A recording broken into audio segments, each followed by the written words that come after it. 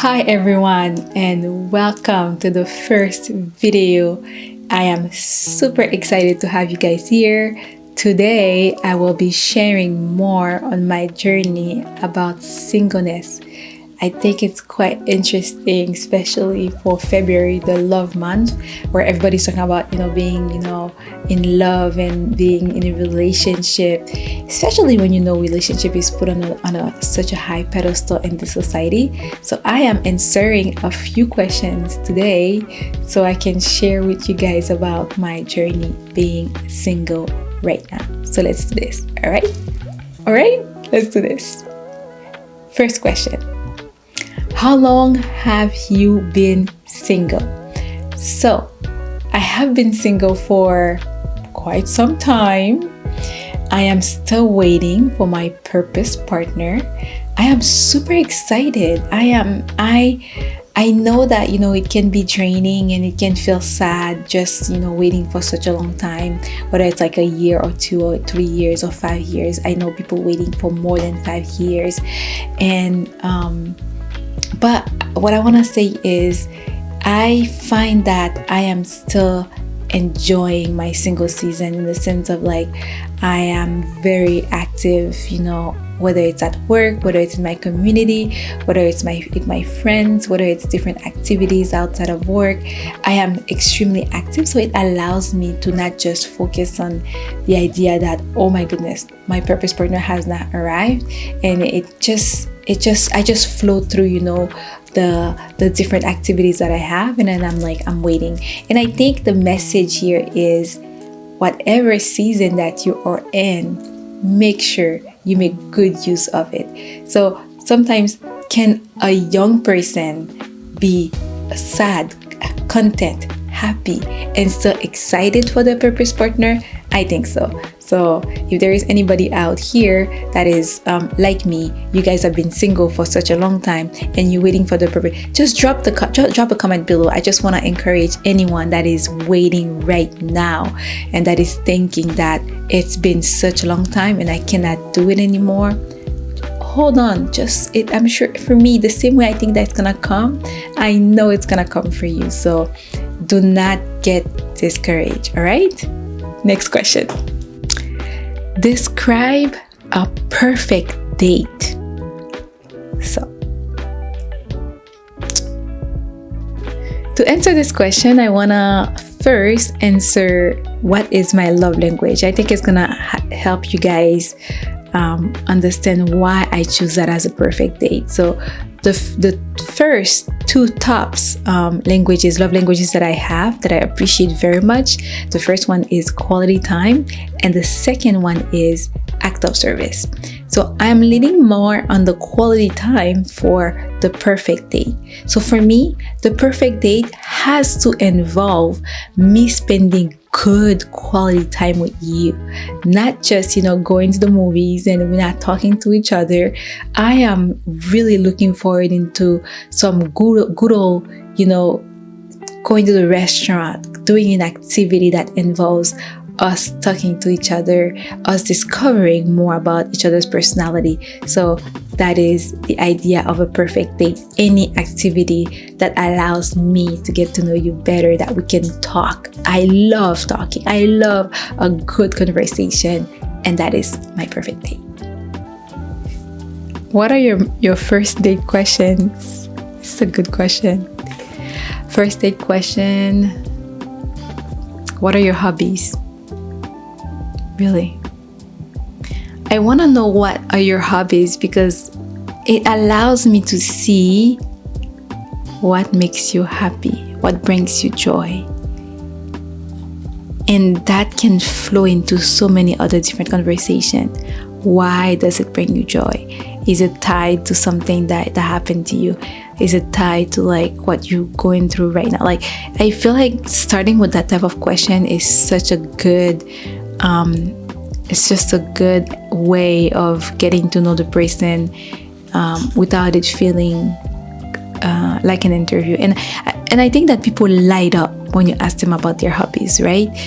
You might ask them about what their jobs are, and they might feel like, oh, this is so draining. But the moment that you ask them about their hobbies, it lights up. And sometimes their hobbies is connected to their job, so it allows you to also see what their jobs are. Or you can ask them, now you tell me about your hobbies. What are there any other jobs? Are there anything that you do beside your hobbies? So for me, that's a great question. Other than that,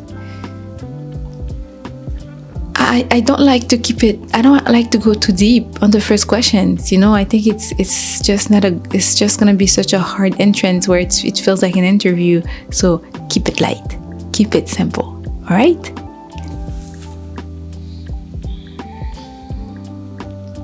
What do you think about online dating profiles? Listen, there are some online dating profiles that are just outrageous out here. Some of them are, less focused. Some of them are extremely bizarre. There is not enough information. Some of them are, I think a good dating profile, really, the person must make sure that, they're not only focusing on themselves, but they are also, as in like, oh, it's me, myself, and I. But at the same time, they are giving a little bit more information so we can read more into what their personalities are. I've seen some dating profiles that literally has nothing, and I think that is, what am I gonna do with that? How do I move forward with that? Like, I can do nothing with that. Some of them has like one picture that is not even like a real face, that is like, I don't know, like a dog or a building. Like, people really be out here putting like so many different type of pictures in their dating profiles, and I'm like, how do we know you? How do we get to know you? Remember, your dating profile is an entrance door. So you have to make sure the door is open enough for us to get in. So if I'm seeing things like I don't understand, you putting like a voiceover that I don't even see the purpose of that voice that you're putting in. How do I use that to gain more information? I don't know. Maybe people are trying different ways, but I think first, pictures must be good for a dating profile. Make sure you have pictures showing your whole body. We want to see everything, especially online. Y'all know how people be putting themselves online. They have like one face, and then when you see them in real life, it's something completely different. Just make sure you stay as authentic as possible on your dating profile. Just keep your pictures very, very simple. Face picture, whole body picture, very happy, quite being in your element type of picture, and then may all the things that you guys write on the profile, it may be as authentic, may give as much information as we can, nothing too deep sometimes, but as much information as we can, so we can learn more about you. All right.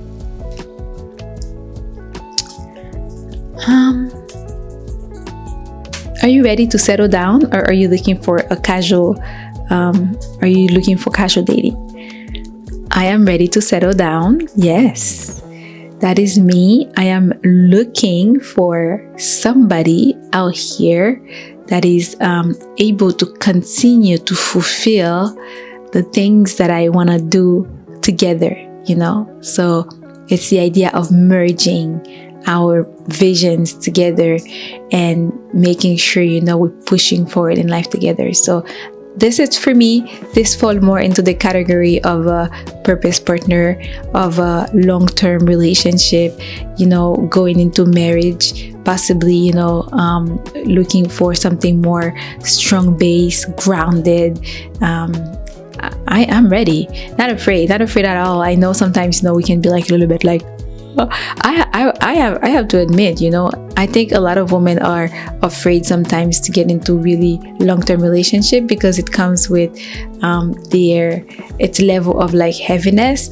But hey, it is what it is. So yeah. How do you feel about unsolicited advice on dating? I think single people have had enough of advices, especially when we go to events and everybody's looking at us and we don't have a partner. So they'll be looking at us like our aunts and uncles. So giving us like, what are you doing? Why are you not in a relationship? You know, they're asking you what is wrong with you. Can we stop this question for 2025? We don't get to ask people what is wrong with them. You know, is something going on? Let them breathe. Let us breathe. You know, we know we're not in a relationship. We've seen that, and we are seeing the relationships out there, and let us just live. You know, there is more to us than our status of being in a relationship or not. And sometimes I'm like, you know, you can ask me more questions, right? You don't have to ask me just about if I'm in a relationship right now. You can ask me, what are my hobbies? What am I doing right now? Are there any projects? Are there any, you know, what's the career? Some of us have demanding career. I have friends that are single, and they're crushing it. They're doing so good. They are being the best person in society. They are representing themselves in such a beautiful light, and that makes them a great person, beside the fact that, you know, they don't have a partner. So I want us to kind of like switch from that type of questions and ask more on, you know, instead of when you see somebody, you just ask them about, hey, what are you doing in life? Instead of asking them, do you have somebody? So let's switch, let's flip the script, right? Let's change the questions and let's ask them about questions that makes them feel a little bit more inclusive, invited, and happy to answer. All right, so that's pretty much it, guys. So it was so much fun answering the questions. I really hope you guys like it. Let us know, my twin sister and I, if there are any other questions that you'd like for us to answer.